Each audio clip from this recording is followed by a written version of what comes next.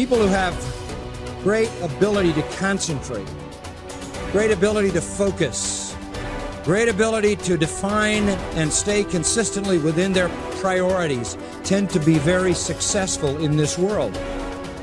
And self-discipline is an essential component in that. Whether you're talking about some kind of academic achievement, some kind of musical achievement or athletic achievement or whatever it is, some achievement in the realm of business or the arts or science, generally comes to people who are very focused and who understand how to order their priorities. In a word, they are disciplined people. I've always been disciplined myself, because I've always lived a disciplined life.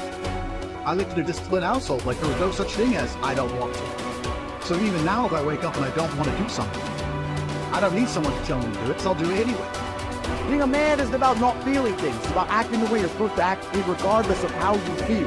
We act. We're men of action. We get things done. So the world got built. All of it. You need to become a man of action. Stop worrying about how you feel. Stop worrying about what you're supposed to be doing. How about that? But what happens is, if you believe that there's very little potential, how much action are you going to take? Nothing, little. But they take little action, little results. Why? Because they have to start with a problem with their belief. They don't believe it's really going to happen for me. Maybe for Frank Kearns because he got the cool hair and stuff, or maybe it's for you because you're so driven, but it's not me. Maybe Tony Robbins because he's a freak, got these big teeth. Whatever their thought process is, right? They got this thing, right? And when you take a little potential with a little action, what kind of results do you get? Lousy little results. And when you get little results, what does that do to your belief? You go, see, I told you this was a waste of time. And then what happens? You tap even less potential. You take even less action. You get even worse results, and your belief gets even weaker. And this sucker feeds on itself until you are in a downward spiral. It's poisonous. It's poisonous and it's self-fulfilling. Now, what if something could happen that could come along and fill you with a sense of absolute certainty? Not like I believe, but mean where you know. In you guys' case, mine as well, we knew because we had to. Because we burned the boats. There was no other option. We had to find a way. We weren't going to live that way. We all did it in different ways and for different reasons, but in essence, that was it. If you get yourself in a state of certainty that this is going to work, I'm going to find a way, and if this doesn't work, I will make the way, then you tap a lot more potential. And when you're certain in your potential, you take massive action. When you take massive action, you really believe in something, you get great results. When you get great results, your brain goes, see, I told you I was a stud. I told you this thing would work out. Now you're even stronger. You tap more potential, take greater action, greater results. That's how you went from $300 in a week to 2,500 in 5 days to 100,000 in a month to $1 million in a day. Same thing with you. And we get momentum. That's why the rich get richer and the poor get poorer. If you just make a decision, it can be sometimes the day that starts you on a brand new journey. Sometimes when you look back on it, the day that you decided was just about as exciting as the day when you finally accomplished the project. That when you finally made the decision, you finally, got through whatever barriers kept you from making that decision, and finally you made a decision. Now, some decisions are incidental and some are small, and some, are part of a working day. But sometimes decision-making can be one of the most important days of your life. Maybe a decision you postponed, and now you understand the penalty of postponing that decision. You've got to do something, and finally you come to the conclusion, today is the day. I now decide.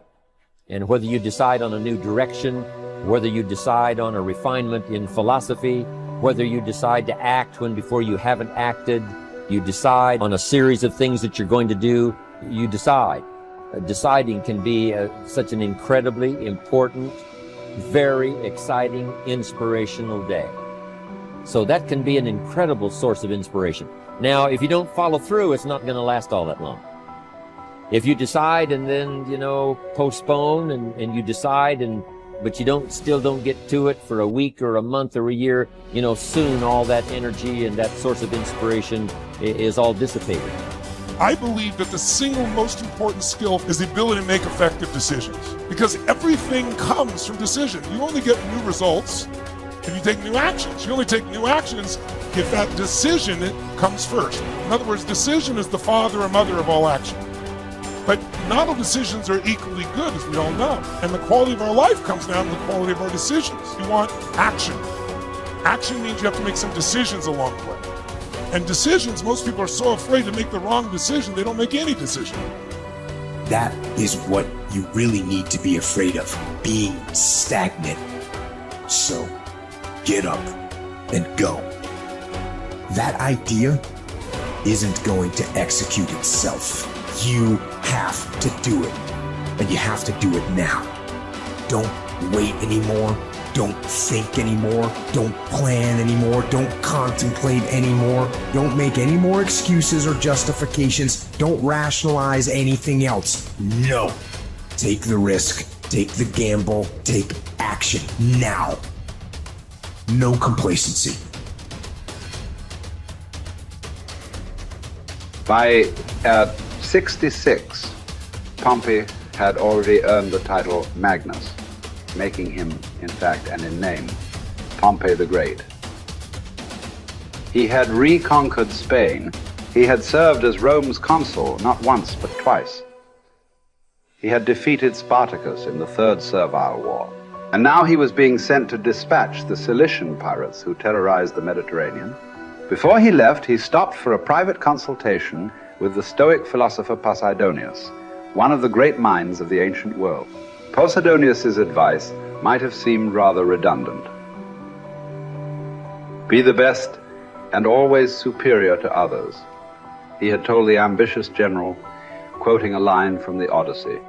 But Posidonius wasn't talking about achieving more victories over the enemy. He was talking about conquering the self, not honors, but being honorable. Plutarch tells us about a far less famous general and statesman in Greece, many generations before Pompey. Despite his brilliance on and off the battlefield, Epaminondas was appointed to an insulting minor office in Thebes. In fact, it was because of his brilliance that he was put in charge of the city's sewers. Instead of being provoked or despairing at his irrelevance, a number of jealous and fearful rivals thought it would effectively end his career. Epaminondas took fully to his new job, declaring that it is not the office that brings distinction to the man. It is the man who brings distinction to the office. With hard work and earnestness, Plutarch wrote, he proceeded to transform that insignificant office into a great and respected honor, even though previously it had involved nothing more than overseeing the clearing of dung and the diverting of water from the street. Best is the person who adds shine to their accomplishments with their discipline, not the other way around. This is what Posidonius was trying to tell Pompey, although Pompey failed to fully realize it. In the end, it's not about what we do, it's about how we do it, and by extension, who we are. Too often, we find people choosing to be great at their profession over being a great human being, believing that success or art or fame or power must be pursued to the exclusion of all else. Does it have to be that way? Does being loved have to be at odds with being lovely? Or can temperance, as Cicero claimed, be the fine polish on top of a great life? Queen Elizabeth inherited the monarchy. Marcus Aurelius was selected for the purple as a boy. But it wasn't the throne that made either of them kingly. It was their behavior. They were what the ancients called first citizens, for their character as much as their rank. As Marcus said, his aim was never to be the most powerful king, never to conquer the most territory, or build the most beautiful buildings.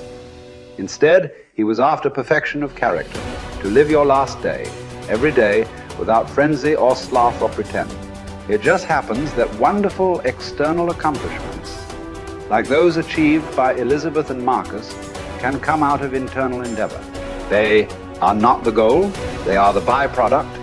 Conquering the world is almost easy after we have fully conquered ourselves. Certainly fewer people have done the latter than the former. This is what you find when you study the true masters of any profession. They don't care much about winning, about money, about fame, about most of the things that have come their way as a result of their success. Their journey has always been towards something bigger. They aren't running a race against the competition. They are in a battle with themselves.